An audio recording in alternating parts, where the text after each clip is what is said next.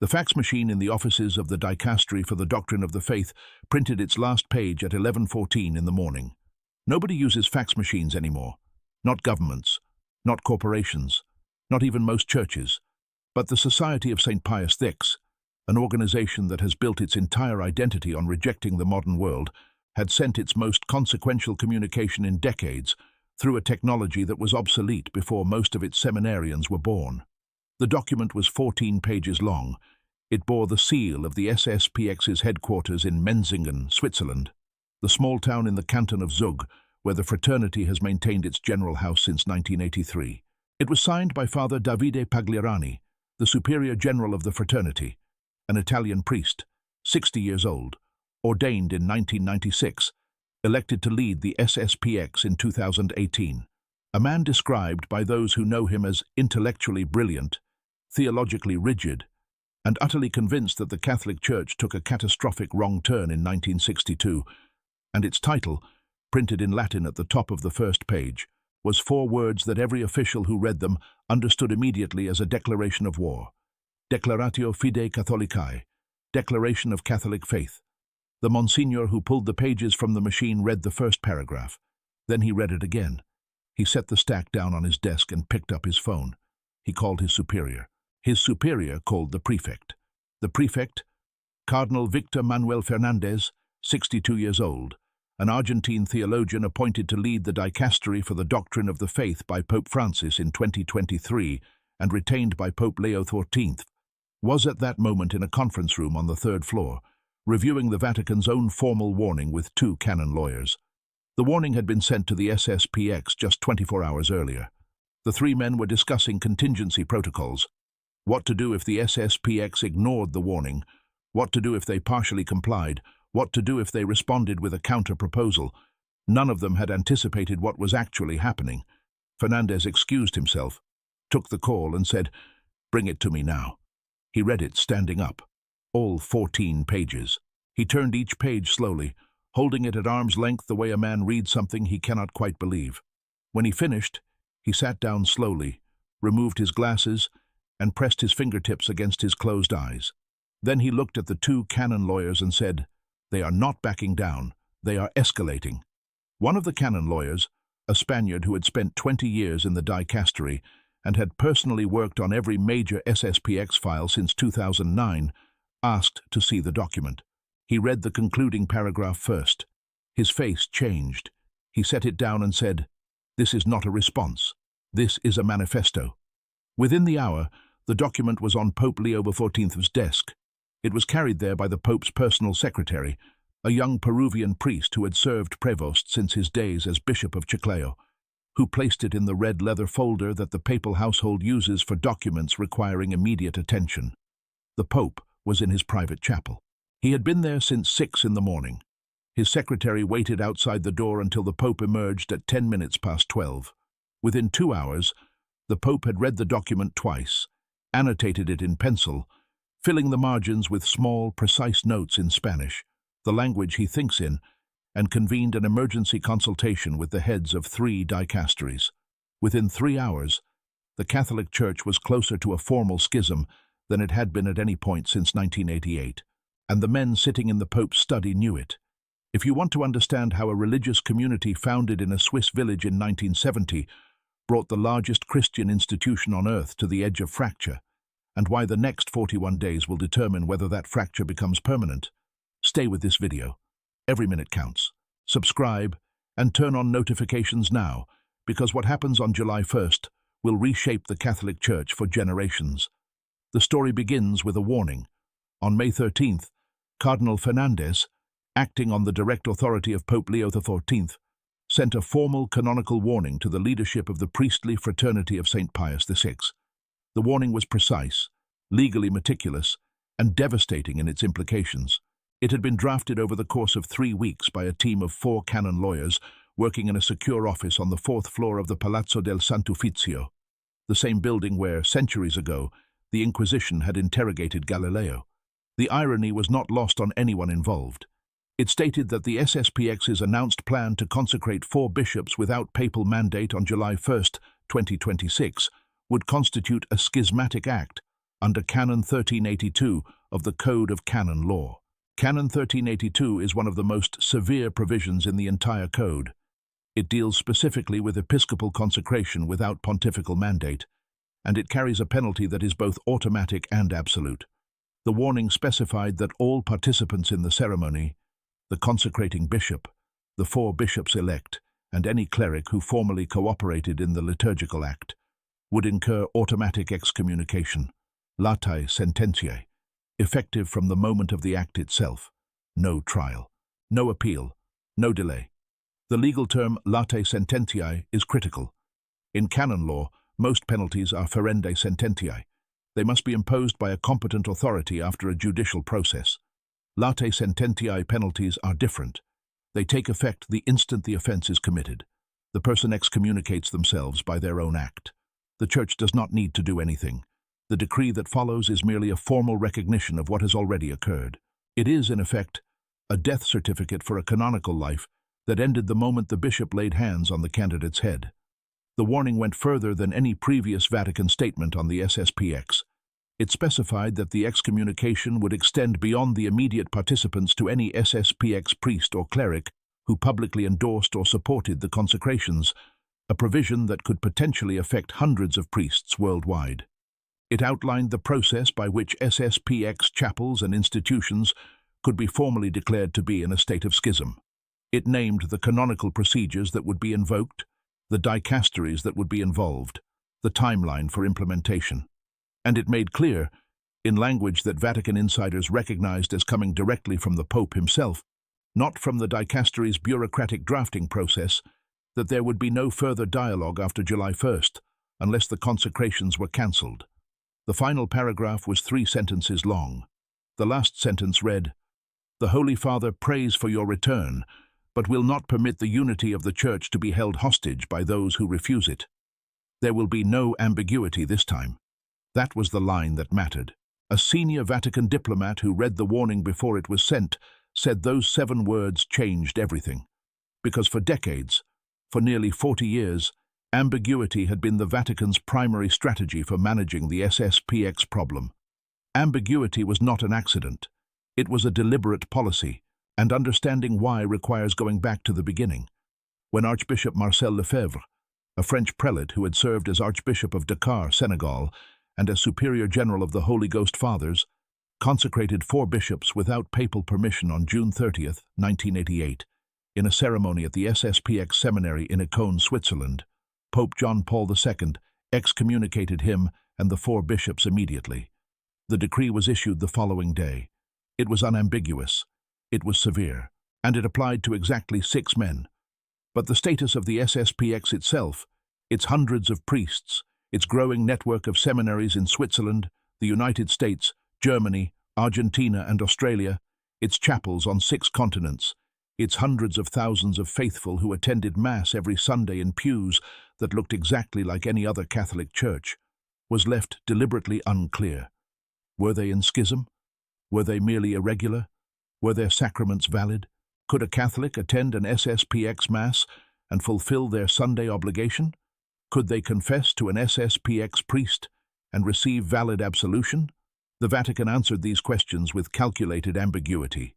Different dicasteries gave different answers. Different popes emphasized different aspects. The goal was always the same: keep the Sspx close enough to prevent a definitive break, while never fully resolving the theological disputes that had caused the original rupture. Bring them to the table. Keep talking. Wait. Pope Benedict XVI went further than anyone expected. In January 2009, he lifted the excommunications of the 4 bishops Lefebvre had consecrated, including Bishop Richard Williamson, whose public denial of the Holocaust had made him an international scandal. The gesture of reconciliation created enormous controversy. Jewish organizations protested.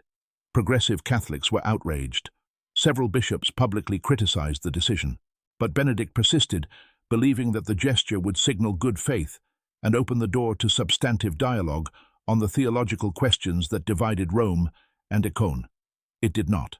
The dialogue continued. The theological gap did not close. Pope Francis went further still.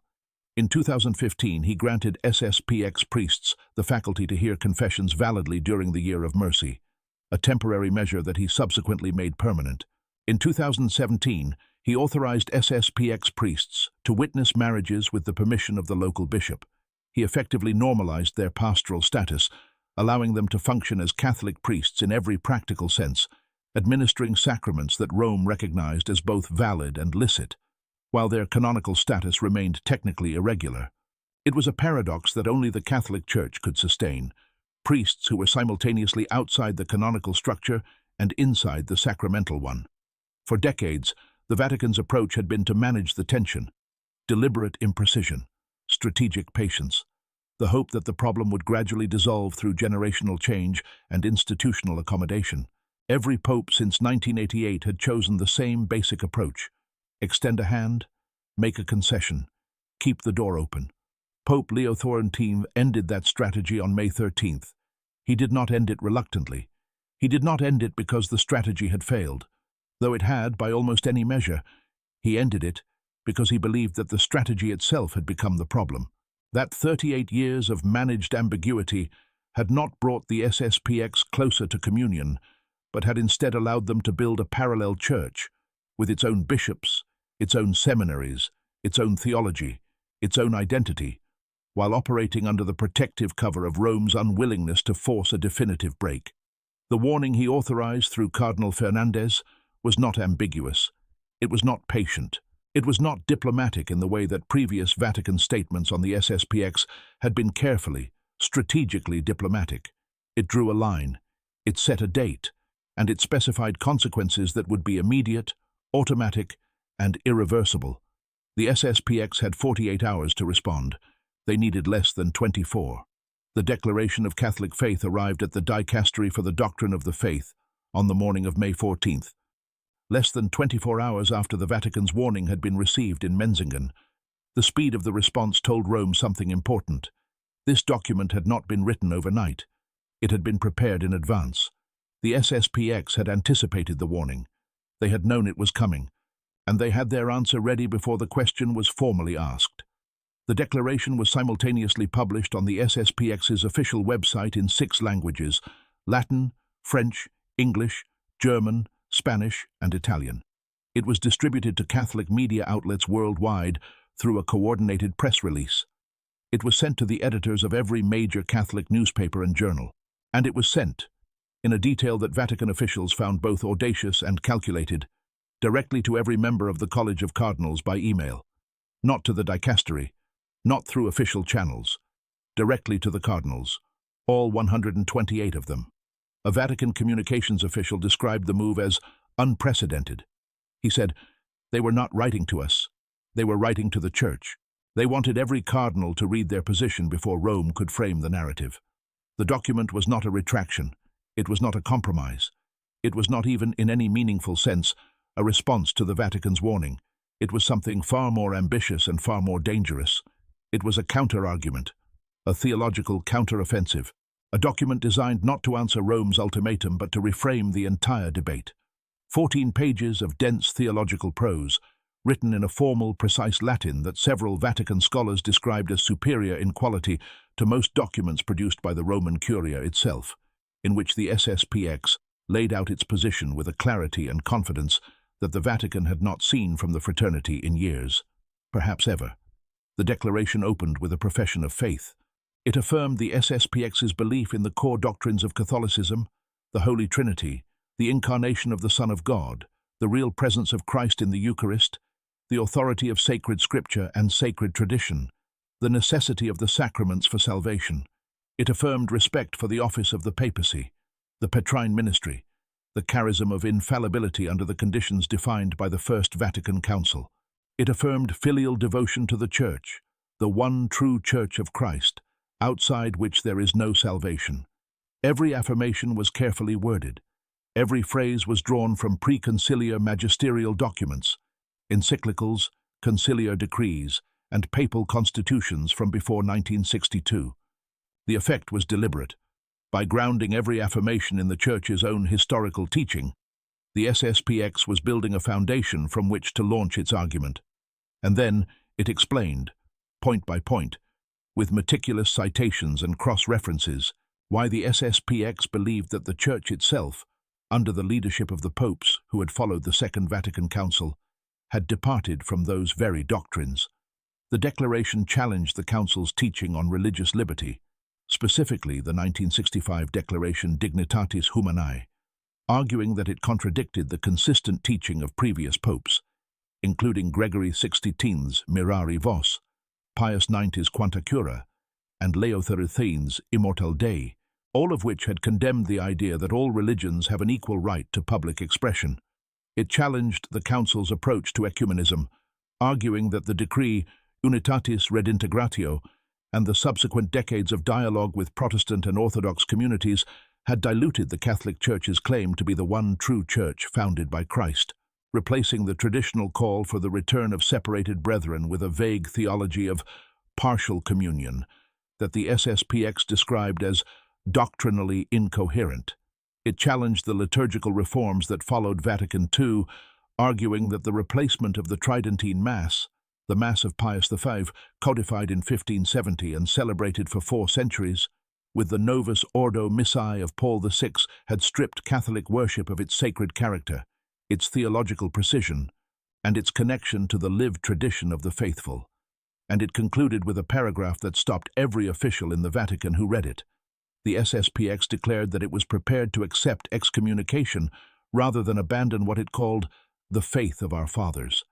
It compared its position to that of St. Athanasius, the 4th-century bishop who was excommunicated by the Pope of his era for defending Orthodox teaching against the Arian heresy, and who was later vindicated by history as one of the greatest defenders of the true faith.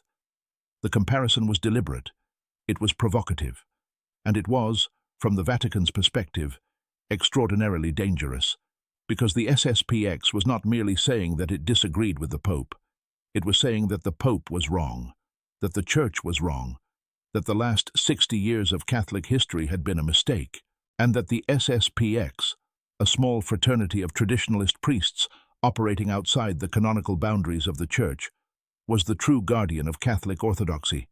It was saying, in effect, we are the real Church, you are the ones in error. A senior official in the Secretariat of State, who had spent 3 decades managing exactly this kind of crisis, read the declaration and described it to a colleague as the most dangerous document to come out of the traditionalist movement in my lifetime. He said, "They are no longer asking for a seat at the table. They are claiming the table belongs to them."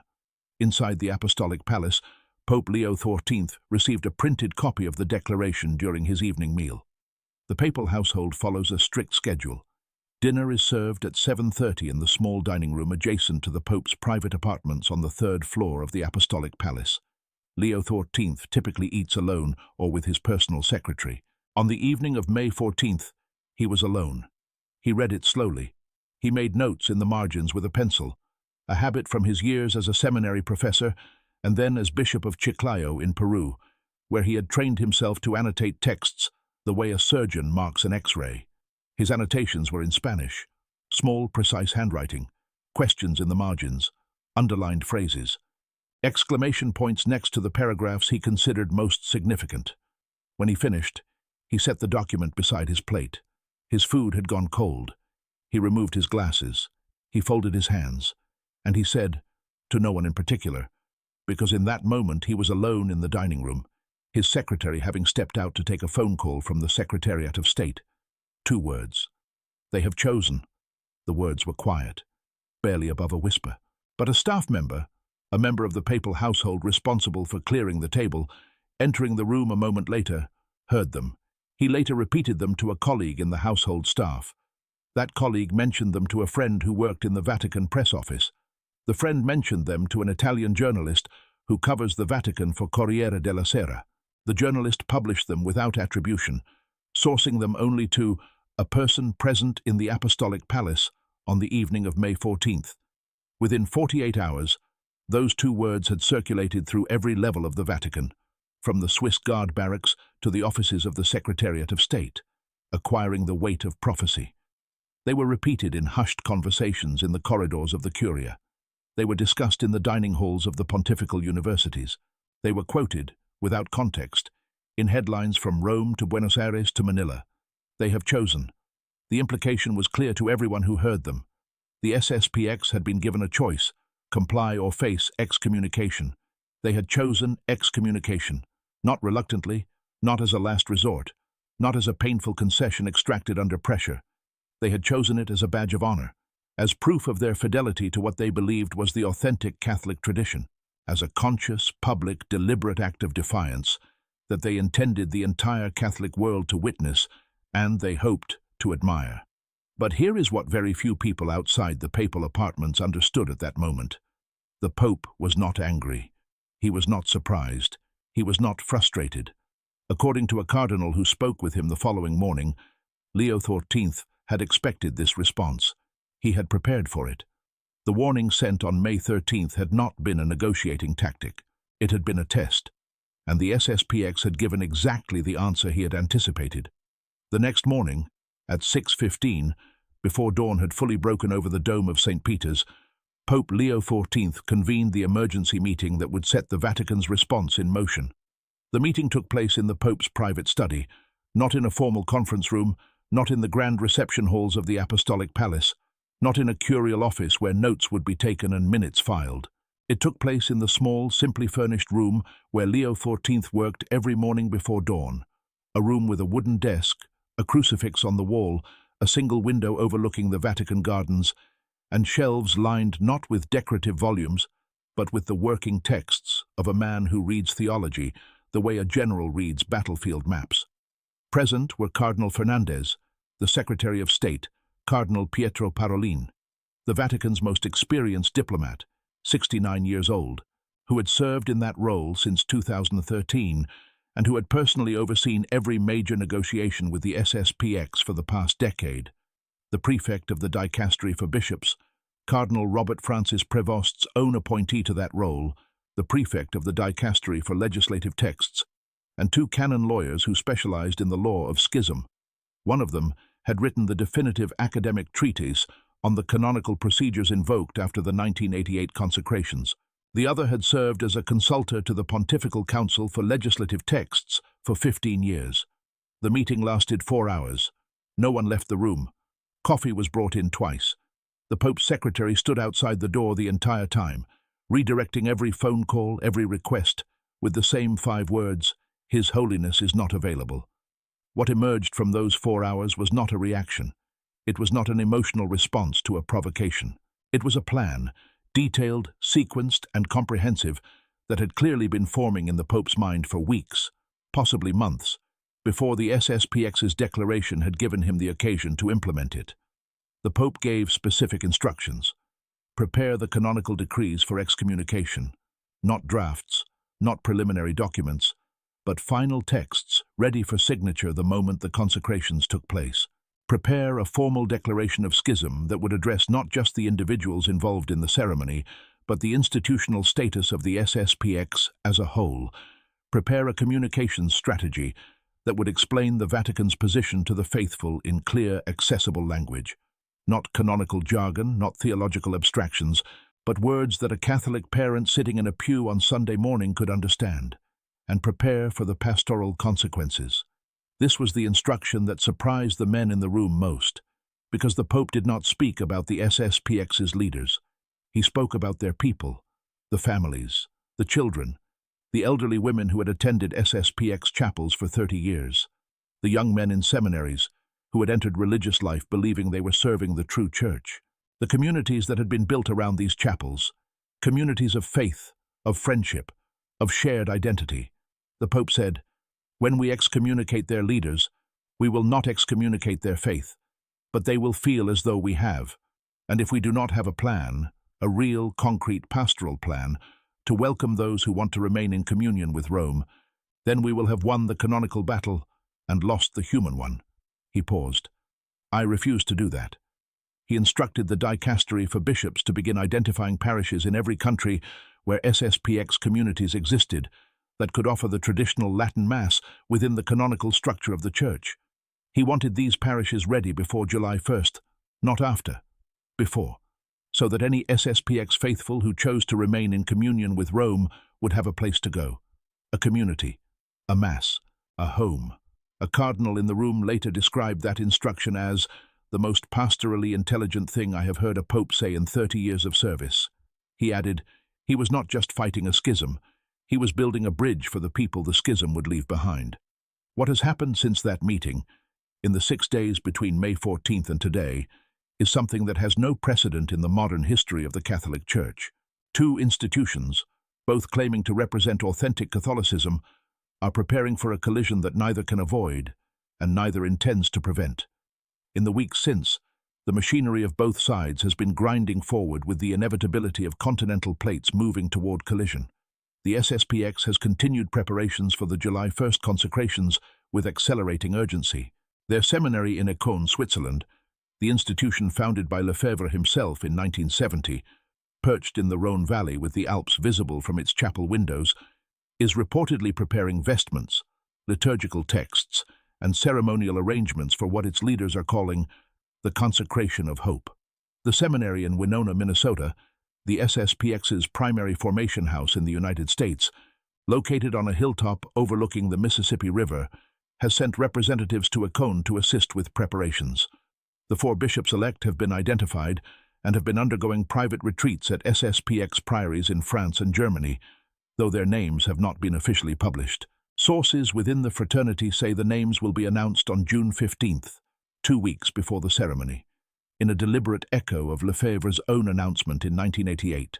The Sspx's communications channels, websites in 12 languages, newsletters distributed to over 300,000 subscribers, social media accounts with combined followings of nearly 2 million across platforms, have been framing the event as a moment of heroic fidelity. Videos produced by the Sspx's media team in France feature interviews with priests, seminarians, and lay people describing the consecrations as a reenactment of Lefebvre's 1988 act of defiance. The Archbishop did what had to be done, one priest says in a video that has been viewed over 400,000 times. We are simply continuing what he began. Inside Sspx communities around the world, the reaction has been a mixture of fierce defiance and quiet anguish, and the proportions vary dramatically depending on geography, generation, and how deeply embedded each community is in the fraternity's institutional life. A woman in Kansas City who has attended an Sspx chapel for 15 years, who drives 45 minutes each way every Sunday to reach it, who homeschools her 4 children using materials recommended by the fraternity, who considers the chapel community her closest friends, told an American Catholic outlet, "They can excommunicate whoever they want. They cannot take my faith from me. My faith is not a piece of paper in a Vatican filing cabinet." A seminarian in Écône, 23 years old, originally from the south of France, in his 4th year of formation, said, "We are not leaving the Church. The Church left us 60 years ago. We are simply staying where the Church was." A retired Sspx priest in France, 74 years old, speaking anonymously because he did not want to be seen as criticizing his superiors, offered a more measured view. "I understand what Rome is doing. I understand why they feel they must act, but they do not understand what they are about to destroy. These are not abstract canonical entities. These are real families, real communities. People who have built their entire spiritual lives around these chapels, children who were baptized in them, couples who were married in them, old people who expect to have their funerals in them. You cannot excommunicate faith, you can only scatter it." On the Vatican side, the preparations are equally advanced and far more systematic than most observers realize. The Dicastery for the Doctrine of the Faith has finalized the text of the excommunication decree. It is a 5-page document drafted in Latin that names 5 individuals, the consecrating bishop and the 4 bishops-elect, and specifies that the excommunication is latae sententiae, effective from the moment of the act. The decree has been reviewed by 4 separate offices within the Curia. It has been signed by Cardinal Fernandez. It requires only the Pope's signature and the date to become operative. Both spaces are blank, waiting. A second decree, far more consequential in its scope, addresses the institutional status of the Sspx as a whole. It has been drafted by the Dicastery for Legislative Texts and is currently under final review. This decree would formally declare the Sspx to be in a state of schism, not just the individuals who participate in the July 1st ceremony, but the organization itself, its leadership, its structures, its institutional identity. The faculties that Pope Francis granted, the permission for Sspx priests to hear confessions and witness marriages, the quiet normalization that had allowed the fraternity to operate as a de facto Catholic organization for nearly a decade, will be revoked. Catholic faithful will be formally instructed that attendance at Sspx masses does not fulfill the Sunday obligation. Bishops in every diocese where Sspx chapels operate will receive guidelines on how to communicate these changes to their faithful. The canonical status of every Sspx institution worldwide, every chapel, every school, every priory, every retreat center, will be formally reviewed. The practical consequences will be enormous, and they will be felt not in the corridors of the Vatican or the offices of Menzingen, but in living rooms, in parish halls, in the quiet moments after Mass when families gather and talk about what comes next. Sspx chapels will not close, they cannot be forced to, but they will operate entirely outside the boundaries of the Catholic Church. Their sacraments will be valid, because the theological validity of sacraments depends on the ordination of the priest, not on his canonical standing, but illicit. Their priests will hold no official standing in the Catholic Church. Their faithful will be, in the eyes of Rome, members of a separated community, not Protestants, not Orthodox, something new, something the Church does not yet have a pastoral framework for. A community that believes everything the Catholic Church believes, except that the Catholic Church has the authority to tell them how to believe it. For hundreds of thousands of people around the world, estimates range from 300,000 to over 600,000, depending on how you count occasional attendees. July 1st will be the day they have to choose. Stay with the community they love, the liturgy that formed them, the priests who baptized their children and heard their confessions, knowing that Rome now considers them separated from the church they believe they are defending. Or leave. Walk away from the chapel that has been their spiritual home. Find a diocesan parish that offers the traditional Latin Mass, if one exists in their area. Start over. Lose the friendships, the shared identity, the sense of belonging to something that matters more than comfort. There is no middle ground. The Vatican has made sure of that, and the Sspx has embraced it. Pope Leo XIV knows this. He has weighed the cost, the human cost, the institutional cost, the spiritual cost, with the careful, unsentimental precision of a man who spent decades as a religious superior, making decisions that affected the lives of people he loved. And he has concluded that the cost of inaction is higher than the cost of action, that a church which spends another decade managing an unsolvable ambiguity is a church that has chosen paralysis as policy, and he will not lead a paralyzed church. A theologian close to the papal household, a Jesuit, a professor at the Gregorian University, a man who has known Prevost since their overlapping years in Peru, summarized the Pope's position in a private conversation that was later reported to a Catholic news agency. He believes that a church which tolerates a parallel hierarchy is already in schism. He is not creating a fracture. He is naming one that has existed for decades, and he is doing it because he believes that naming it honestly, with all the pain that entails, is the only way to begin healing it. You cannot treat a wound you refuse to acknowledge. The countdown to July 1st continues. 41 days remain. And in those 41 days, both sides will continue to prepare for a collision that neither can avoid. In Menzingen, Father Pagliarani has given no indication, public or private, that the Sspx will reverse course. Sources within the fraternity say his position is absolute. The consecrations will proceed as planned, regardless of the consequences. He reportedly told his council, if being faithful to the tradition of the Church means being outside the canonical boundaries of the Church, then the boundaries are the problem, not the tradition. In Rome, the decrees are finalized and sealed, stored in a secure office in the dicastery for the doctrine of the faith, waiting for the moment they become necessary. The Pope has instructed that they be activated within 1 hour of the consecrations being confirmed. Not 1 day, not 1 week, 1 hour. In chapels on 6 continents, from the Chapel of the Holy Cross in Goulburn, Australia, to the Priory of St. Nicolas du Chardonnay in the heart of Paris, from the small chapel in Nairobi, Kenya, to the sprawling campus of the Sspx's flagship school in Kansas City. Families are praying. Some are praying for the Vatican to relent. Some are praying for their leaders to hold firm. Some are praying for their marriages, which are built on a shared faith that is about to be tested in ways they never imagined. Some are praying simply for clarity, for someone, anyone, to tell them what to do. And in the Apostolic Palace, Pope Leo XIV walks the corridors in the early morning hours, before the Swiss guards change their shift, before the Curia offices open, before the city of Rome begins its daily rhythm. He carries the small black notebook he has carried for weeks, the same notebook he used during the conclave, the same notebook he filled with notes during his first meeting with the College of Cardinals as Pope. He writes in it every morning. What he writes, no one knows. His secretary has never read it. His closest advisors have never asked. But he told a cardinal last week, "I did not become Pope to manage decline. I became Pope to lead a church, and a church that cannot say, 'This is who we are and this is what we require,' is not a church, it is a museum." 41 days remain. The warning has been given. The response has been received. The positions are fixed. The machinery is in motion on both sides.